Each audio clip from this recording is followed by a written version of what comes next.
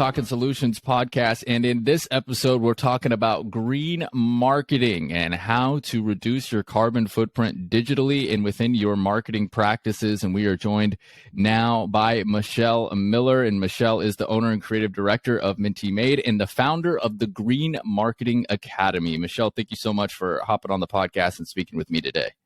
Sure. Thank you so much for having me, Will. And Michelle, I'm really interested to learn a little bit more about what you do over at Minty Made and what the new company and founding that you did with the Green Marketing Academy as well, because I do some stuff that's a little bit similar, and that's kind of in the technological space as well, and focusing a lot on websites, apps, and how to reduce those carbon footprints there and things of that nature. So I'm very interested to learn more about the overall ecosystem of the encompassing of the marketing. So I'd love for you to just kind of talk about and set the stage a little bit for, how can marketing be wasteful? I think sometimes people may not realize the impacts that it can have throughout that kind of ecosystem. So just kind of take us through a little bit about marketing and how it can be kind of wasteful. Sure. I think if it's okay with you, I'll start a little bit with my background and then kind of just tell people where I came from, why I'm doing this. Sometimes it's just important to have a context around why this all came to be. So I'll keep it brief, but I spent about 12 years in corporate marketing. And during this time, I managed and planned a lot of trade shows. I have a graphic design background, so I was constantly creating new print materials for every trade show. I know that we even branded them specific to that one event. And one day at a trade show, it was one of my first, being my first job in corporate, where I had spent months, like almost even a full year, planning this huge trade show that we did. I think it was in Atlanta, and watching people take all the different glossy data sheets, swag, all these different things, put them into their bags that they were handed at the trade show as well, with some company's logo on it. And not one or two, but hundreds of people walking out of the hall would just take that entire bag of stuff that they had collected and put it straight into the trash. Not even bother to recycle or see what can be recycled at all, but just dumped it straight into the trash. And I remember that was my light bulb moment of, wow, we are in one city, in one state, in one country. Like, this sort of thing happens every day. And so I just imagine this huge pile of landfill happening. Fast forward to 2019, when I founded my studio, Minty Made, I decided to go out on my own. We're a full service marketing and branding studio. So we do everything from brand strategy to website development to launch marketing. Then we have a couple of retainer clients that we work with. And the whole basis behind green and sustainable marketing, as we've talked about in the past, isn't only around the tangible items, those print materials that you can opt for cotton or seed paper or just more sustainable paper stocks in general. But also there's a huge side of it, which I didn't discover until about 3 or 4 years ago. You mentioned the digital carbon footprint. And I did more research behind, how to make websites greener, how to just make our digital footprint in general just more intentional, throwing less, junk out into the cyber webs, and just really zeroing in on what does sustainable marketing mean, not only from the side of keeping things sustainable for the planet, but also keeping things sustainable for ourselves, either as business owners or as marketers, as part of a team. So I know we'll I don't want to just spill all the beans now. I know we're going to dive into different sections, so I'll just keep it at that for the general intro. Fantastic. Well, thanks for that, Michelle. And I'd be curious to learn too a little bit, as you talked a little bit about your own journey and kind of learning about, the digital eco footprint and what you will and what you're emitting, and seeing the wasteful practices that you saw at those shows where you took everything and nobody even bothered to recycle on that front as well. Within the industry as a whole, just in the time that you have been in it as well, do you kind of see things kind of shifting towards more consciousness around being more eco-friendly within your marketing? Or do you kind of still think that there's a lot of room to grow? Or do you think that people are kind of just still completely bypassing it altogether? I would say it really depends on the industry. So the two industries, I didn't share this, that I worked in were telecommunications, for about 6 years, and then construction. And I would say those are probably two prime examples of industries that aren't so eco-conscious, at least on the marketing side. On, the green building and LEED side of things in construction, they're really making a lot of innovation and headway there. But I would say now that I'm really tuned into the sustainability industry and surrounded people like yourself and others that are really, trying to make a change, that there's still a lot of work to do. And I'm sure this happens to you as well, but I get inside my own head sometimes thinking that, well, people know about sustainable marketing. It's pretty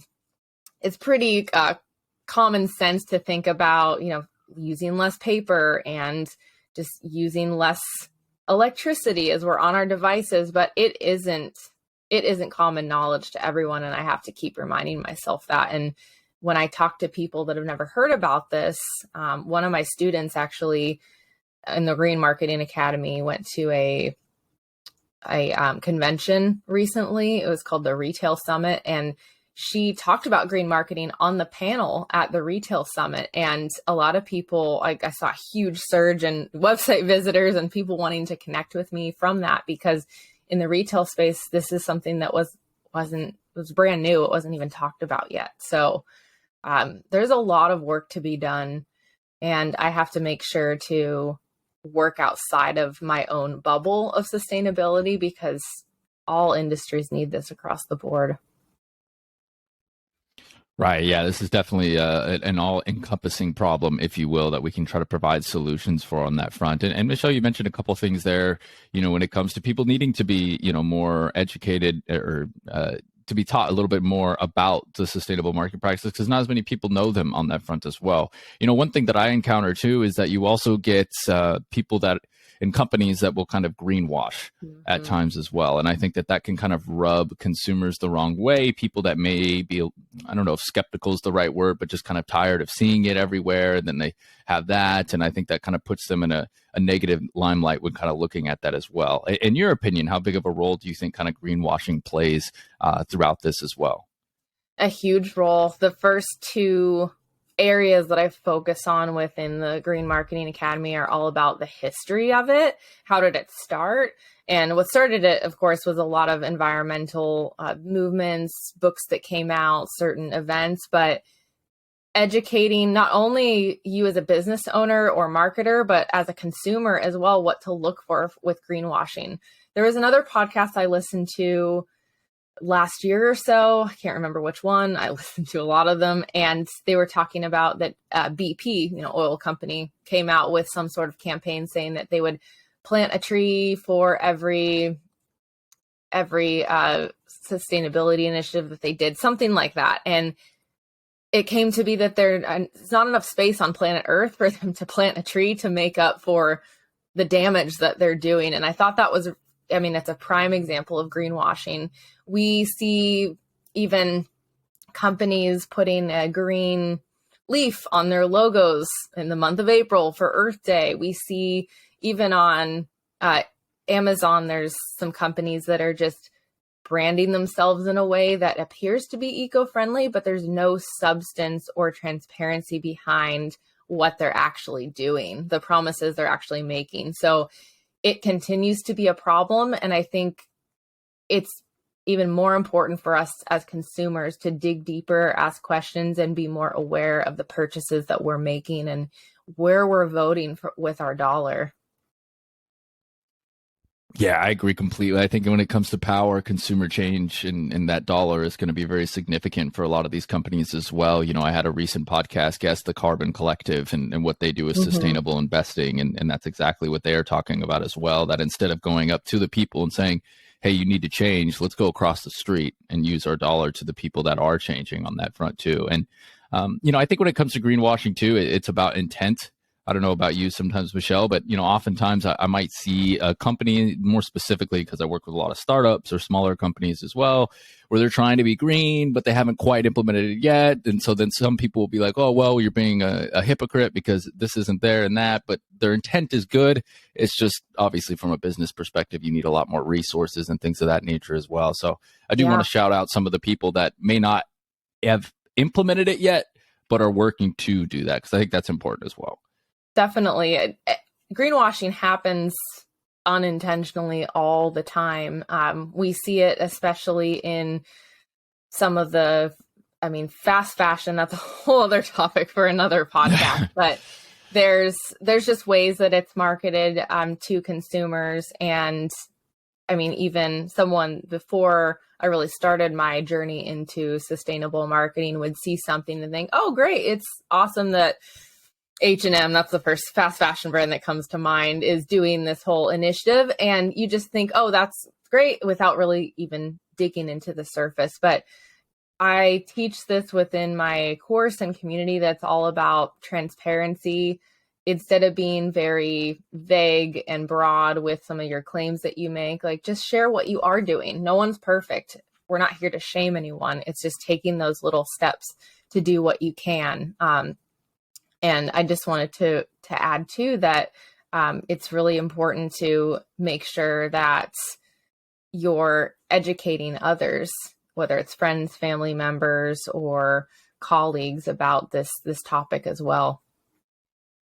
Absolutely, yeah, and doing so in a very constructive space as well. That's not attacking oriented. I find is helpful too on that as well. Shout out to the Lucky Sweater as well, formerly Isthmus. If you're looking for some slow trading of fashion and learning about fast fashion and the alternatives to understand slow fashion, I definitely recommend you checking them out there as well. And Michelle, I want to learn all about your services through Minty Made, and especially with the Green Marketing Academy as well, where you're spending a lot of time educating people on this, which I think is tremendously important. But just for people to know, in case they may not be aware, like, can we kind of go through and let's define what is kind of that digital ecosystem, or what is kind of your digital footprint, and what that means, and kind of what that all encompasses from a marketing perspective? Sure. We hear a lot in marketing, or at least the traditional marketing methods that I was taught in college and all, is that more exposure, more content, being on more platforms is better. You just want to get your message out to as many people as you can. And that is true in a sense, but when it comes to the digital carbon footprint, I work with our clients on the Minty Made side to just be really intentional with that messaging. Choose the platforms wisely, depending on who your target audience is. Where are they spending time? Where are they hanging out? And not trying to be everything to everyone just because some marketing specialist back in the day told you that's what it took to become successful. Another way that we work with our clients on digital carbon footprint is through websites. And I know you have a great deal of knowledge around this as well. To get our listeners a bit up to speed, developing a website in an environmentally friendly way not only lessens your digital carbon footprint, and it uses less electricity from data centers.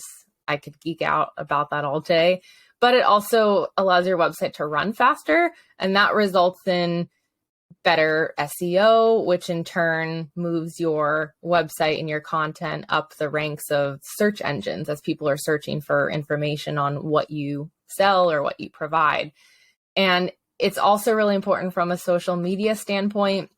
Again, this is where that message comes through that you need to be posting every day. You need to be posting all this video content and reels. I always work with our clients to make sure, like, whether they're a small business or a larger team, do what is manageable, do what is sustainable for your team. Make sure that your core values, your messaging, your mission and vision is super clear, and that will pull through the people that are meant to work with you, that need your products or your services. Fantastic. Yeah. And Michelle, I definitely think all those are so important. Every time I mention sustainable web or anything like that, people are like, what do you mean sustainable web? And people, and I have to remind people that the digital, ecosystem and whatnot is right now right on par with the aviation industry, and it's on pace to surpass that in just a few years. So, especially as we continue to use more internet and people are starting to work for themselves more online, I definitely think that that's going to continue to trend upward. So it's important to be educated about those practices, which leads us to the Green Marketing Academy and the education services that you provide to support businesses, to support entrepreneurs, small business owners, founders, however they might like to address themselves on that front. But the Green Marketing Academy has the sustainable marketing education for businesses and whatnot, and it can really help with that big impact. So I'd love for you to just kind of explain all the services you offer. What is the Green Marketing Academy? I know we talked about Minty Made, but would love to hear more about the Green Marketing Academy as well. Sure. Oh, where do I start? Well, I originally had this idea about 2 years ago, and I started really doing research on the different types of sustainable marketing.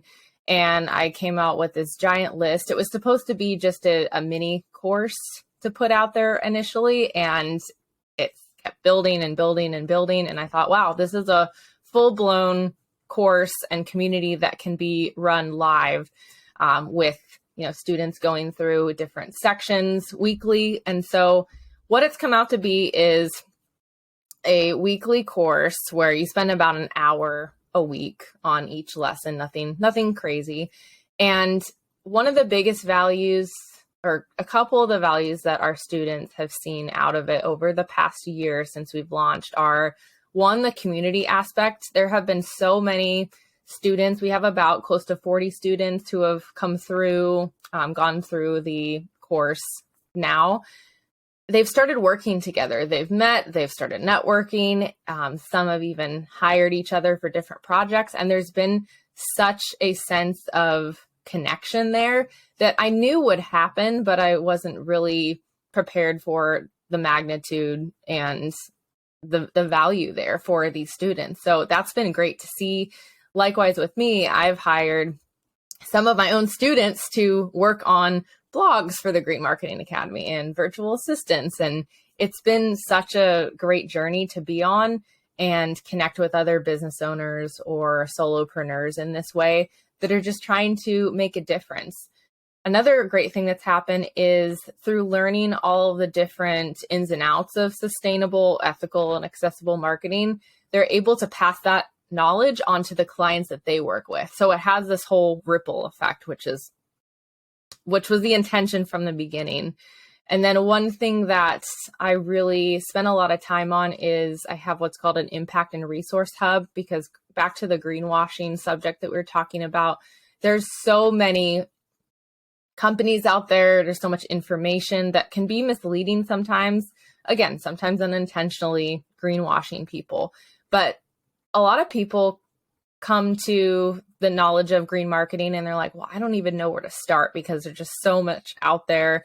So I pulled in all those resources and vetted those resources so that people can just come in and kind of hit the ground running and chipping away where some of those easy action items or implementations live to start incorporating green marketing practices. And finally, the live element is really working with each student, determining what steps for infusing green marketing into their whole strategy works for them.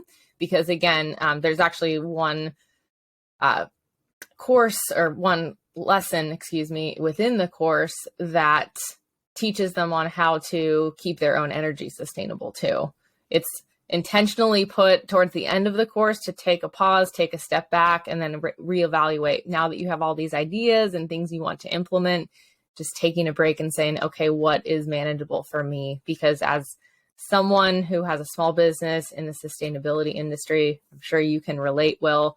Sometimes we try to take on way too much all at once because we're just here to change the world. And you don't want to end up, burning out or needing to take an unintended break. Oh, I can relate with that far more than I wish I could say, unfortunately. But it's so true, right? I mean, you try to overwork yourself there. But, within your program, too, you mentioned a few things within the academy as well. And number one, you've mentioned kind of the students on that front. So how long is kind of that course for that individual? How long does that course kind of last for? It's been 10 weeks in the past. So each one lesson a week, we do some calls in between. We have monthly guest speakers that go a bit deeper into areas that I would say are outside of my expertise. We had a UX designer talking about accessibility in web design and apps, which was really interesting. We had a DEI coach talking about inclusivity in marketing and what that looks like. And so I constantly partner with other experts that have, direct relations with green marketing. And that's been a huge help as well. And then there is a green marketing certification at the end of the course. There's different knowledge checks that each student goes through. That's optional, but it's nice for the students. People are excited to put the badge on their website at the end. And that's something that I'm going to continue building out for larger companies. I've got big plans for 2023. Hey, there we go. That's exciting. The flip of the year, we're getting set and going to have an opportunity to really kind of push forward and grow the Green Marketing Academy some more. One thing you just mentioned that I'd love for you to elaborate on as well is you primarily kind of mentioned the students and the individual as well, but it sounds like this offering also works for, startups or small businesses or kind of corporates on that level as well. Yeah, definitely. I have a marketing director for a fashion brand in the course right now. She's almost done. We're actually finishing up one of the cohorts as we speak. We're going to be diving into their action plans next week. And she was able to go to her CEO and saying, this is something that I'm really interested in. This is something that we can apply, revamp our website with some of these, sustainability initiatives that we want to do. And so he was all for it. She signed up, and she's actually the one that went to the Retail Summit conference and spoke about this, the Green Marketing Academy, on the panel. So there are a lot of, I would say, C-suite director level positions now interested in this, which is great. And my plan for the new year, which has already started forming, is to, now that we're a little bit safer back in person, is to actually set up more custom training days for businesses where we would go meet with our marketing team, really customize a plan for that individual business or company moving forward, and just work more one-on-one on a continual basis. Because it's great and all to, go to a conference, sit through a lunch and learn or a training and think, oh, this is all great information. But what I care about most is, are you implementing that? Because that is what's going to make the change. And as you know, I can make a difference as a small business. You can make a difference as a small business, but targeting some of these larger organizations, that's going to move the needle for us even more. Yeah, that'll be the real, page turner, if you will, for really kind of moving past it and kind of get going, is if we can get those corporates kind of on board with this idea and the ability to kind of move things forward at a faster rate and set an example as well. More people see those bigger businesses that they aspire to be and things of that nature as well. Hopefully they'll decide to adapt it on their level too on that front. When it comes to your green marketing and you're working at it as well, obviously I'm sure one of the big questions you get is, okay, wonderful. Green marketing, I'm going to be more sustainable, but is it going to get me more customers? Is it going to get me more clients as well? And sometimes people think, at least I've been told, maybe you haven't experienced this, but sometimes they're like, oh, you put too much up. There might be too much emphasis that you're putting on, being sustainable and green and not on the client acquisition. And especially, my expertise is within website user experience. And that's just false because they kind of go hand in hand for the most part as well. So just curious to see if that's a problem that you encounter from time to time that you're able to kind of dispel through your marketing practices, or maybe that's not as big of an issue for you. Yeah, I would say it definitely is. And it's a, fear that comes out not only for me, but some of the businesses that I've worked with. So I'll just start briefly with my own experience with that, what I've done to adjust, and then some testimonials that I can kind of share from a few students. So when I first started my own studio, I worked with everybody, anyone, all industries. And as you know, maybe from your experience too, it's hard to niche down, and there's a fear about niching down because you may not attract enough clients to work with. But I have found it to be the opposite. One of the biggest switches or transitions that I've noticed is when I got even more clear about our core values, when I rebranded, hired a copywriter, worked with her to really bring out that messaging of, here's what we care about on our website, here are the type of clients that we work with. Now in my inquiry form, when people apply to work with us, I always ask the question, why did you reach out to us specifically? It's always around, you have one of your core values is around sustainability, or you care about the planet. We want to learn more about that. So it continues to attract the right clients that we want to work with. And we're having our largest year since I started Minty Made, which is fantastic. And you can't be afraid that sustainability will be an exclusionary message. I'm finding that even businesses that don't really have an element of sustainability are more attracted to this and wanting to learn more about it. And I will say for my students too, Nicole, one of my students, comes to mind, that when she went through the course, she was in the marketing agency as well, that is able to now teach her clients about these different practices. And she has positioned herself to be even more valuable as an expert in sustainability, or in sustainable marketing for that matter.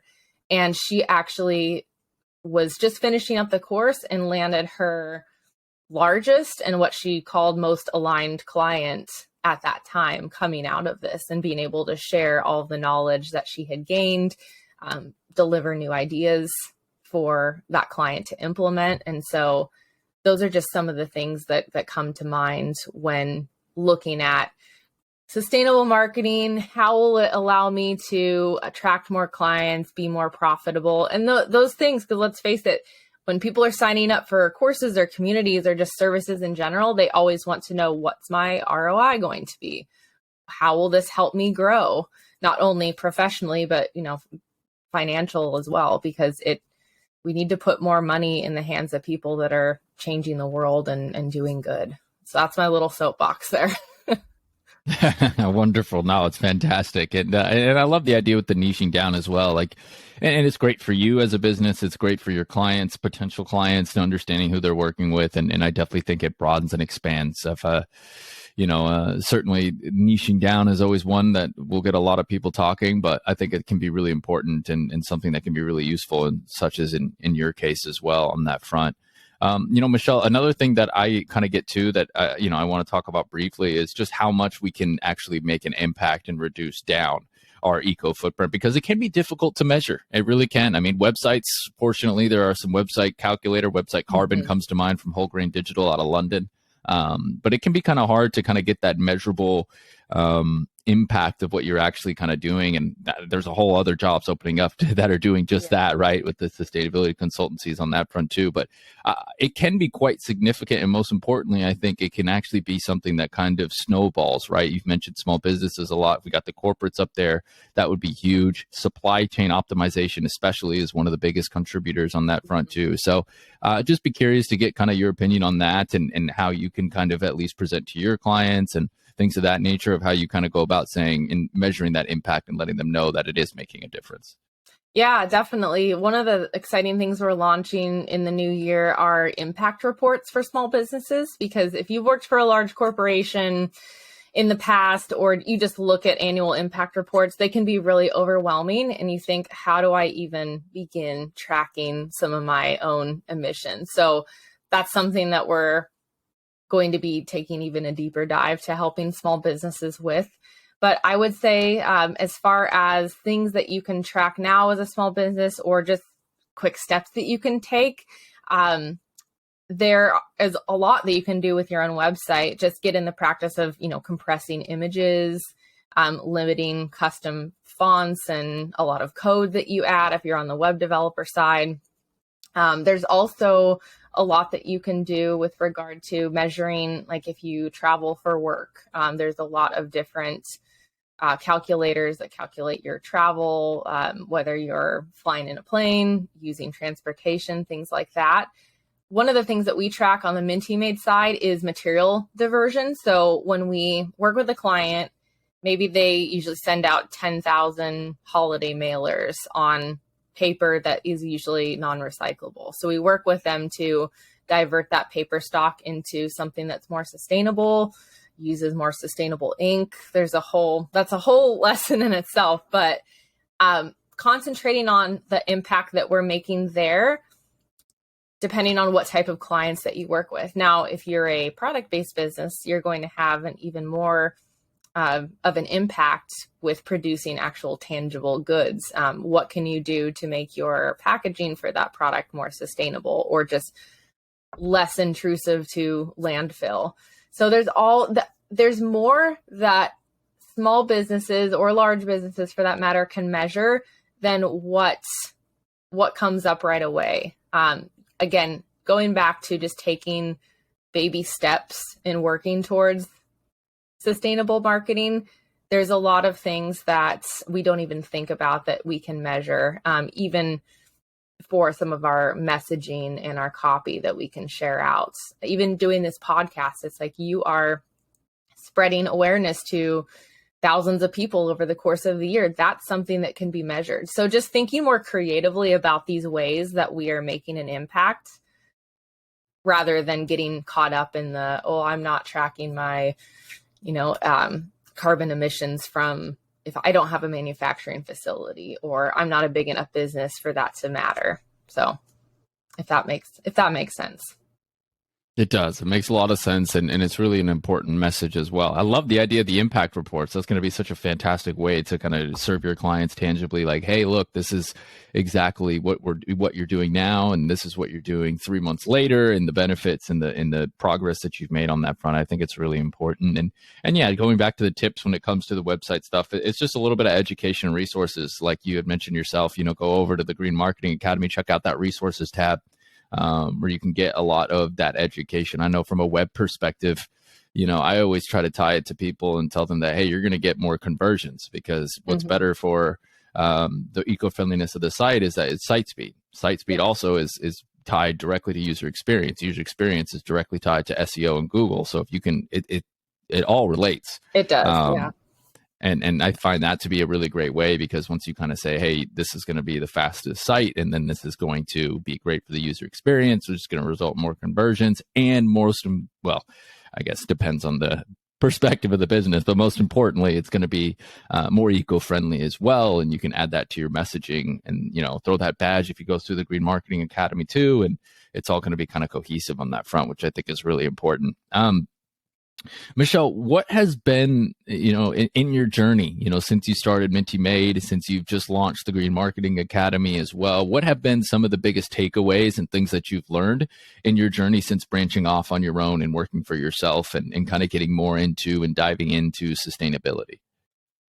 I would say that I am still a student myself. There's constant new information about innovations in sustainability. And so one of the ways that I think sets us apart from some of the different courses is I constantly update videos and add new resources and information, because it's not something that you can learn once, check off the list, and then move on.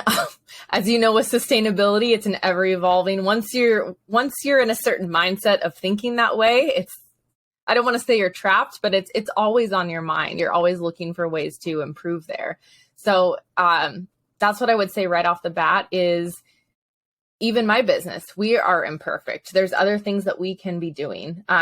We are going to be working towards more certifications. I recently went through the process of getting EnviroStars certified on the Washington state level. We're a 1% for the Planet member, so giving back is really important to us, but there's other certifications and other ways that we can continue to improve, like becoming a B Corp, or there's tons of different ways to just keep moving the needle forward. And so I wanted to start the Green Marketing Academy as a way to, like I said, make that ripple effect, to get this information out. I would also say too that one challenge has been that we talked about a bit earlier, is getting that message across that just because you're focusing on sustainability doesn't mean that you should let the foot off the gas of other important areas of your business. One of the main things that I talk about within the course is you need to have a financially sustainable business. There's so many businesses in this industry, small businesses per se, that don't make it because they're not charging enough for their products or services. On that flip side, sustainability doesn't need to be expensive. It can be implemented in a way where you're actually saving money. And again, being more intentional with your time and with your marketing. So I would say those are the two main challenges. And then again, my goal for the next 3 years, I would say, is to branch out enrollment for the Green Marketing Academy, to pull in those industries that are a little behind the curve when it comes to sustainable practices. And I I want every marketer in the world to sign up for this. And I want it to become the norm of how marketing is done rather than just focusing on all these traditional, we call them bro marketing tactics that have just kind of taken over the online space.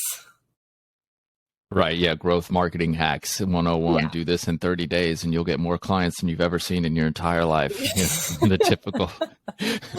and another thing too, Michelle, I applaud you for wanting to go after those industries that might be a little bit more behind on that front, or maybe require a little bit more work for a client acquisition as well. You know, a lot of people, that's another thing within marketing too, is sometimes, you know, the focus is on too much of what's at ease, which is important, you know, for profit and money. But, you know, for mission driven companies like yourself and really wanting to make a difference, it's inflicting change on the areas where there needs to be more education on. So I applaud you for that. I think that that's kind of really a fantastic approach to kind of take things and go forward with it. So let me just try to summarize everything you got going on in the future, because it sounds like you got a lot. You're going to expand out to new kind of industries. We got the future impact reports on that front as well. And we're going to have some more certifications coming in. Anything else with the Green Marketing Academy that you will be working on in 2023 to bring more value to the people that you serve?